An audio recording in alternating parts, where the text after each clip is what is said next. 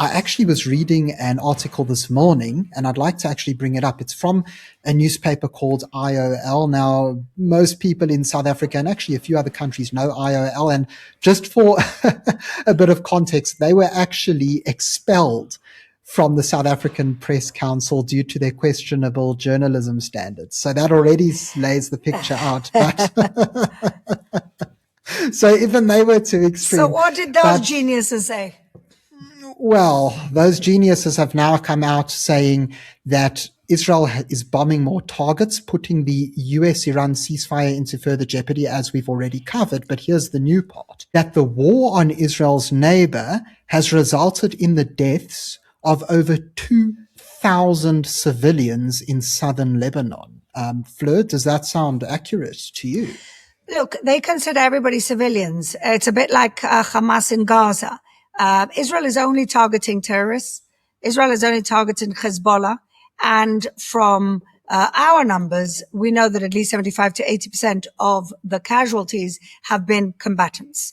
And so it's always tragic when innocent people lose their lives as casualties of war. And this is never Israel's intention, which is the opposite of their intention, which is to hit as many civilian targets as possible. We've notified the people of southern Lebanon, and that's why 1 million of them have moved.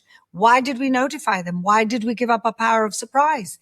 We did it because we don't want civilian casualties. Will there be civilian casualties from war? War is terrible. War is disgusting. Nobody wants war. But they started it, and that's what people keep forgetting.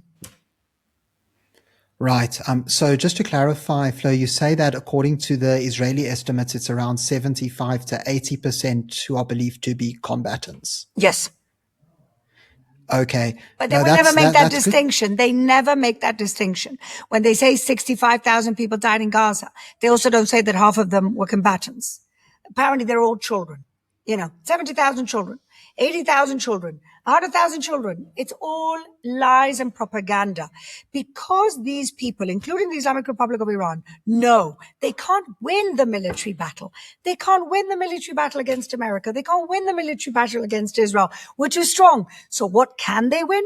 They can win the propaganda war because there's a lot of useful tools around the world that is happy to parrot the Islamic regime propaganda. Why? Because they hate themselves, because they hate Jews, because they hate America, for many different reasons. Of course. And you actually took the words out of my mouth there, because just this morning I was looking up the casualty numbers, and what was really interesting on the Lebanese health ministry side is that they give you the toll, but they actually said it does not distinguish between combatants and civilians. So by their own admission, they don't know. Yeah, it's better than Hamas. Right. Hamas presents everybody. Everybody's a child under 15 Everybody's a years toddler. Old. Everybody's a toddler. My goodness. Yeah. Right. And that actually brings me on to probably one of the most peculiar claims that I've heard to date, which is actually on the Iran front. So any South African watching this will know who Julius Malema is and who the EFF political party is. And they came out with a press statement the other day. And in the statement, they said, the EFF commends the Islamic Republic of Iran for its resilience and strategic victory over the combined aggression of the US and Israel. They then go on to say that this is a humiliation of the US, which follows in the same trajectory seen in Vietnam during the Vietnam War, Cuba during the Cuban Missile Crisis and decades of blockade, and in Iraq, where the US unleashed destruction but failed to secure legitimacy or victory. So I guess it's a two-part question. On one hand, is this really a US and Israeli defeat? And on the other hand, does this mirror those prior conflicts? Well, let's see who's alive, shall we? Netanyahu and Trump are still alive, and Ali Khamenei's dead. His son is apparently completely disfigured and doesn't have a leg. Almost the entire IRGC leadership gone. The Navy's gone. 80% of their missile launchers gone. And so, look, these people will be half dead and still put a V sign and said that they won. Because again, all they've got is the propaganda war, and all they've got are their tools shilling for them like the South African government. And so that's what you've got.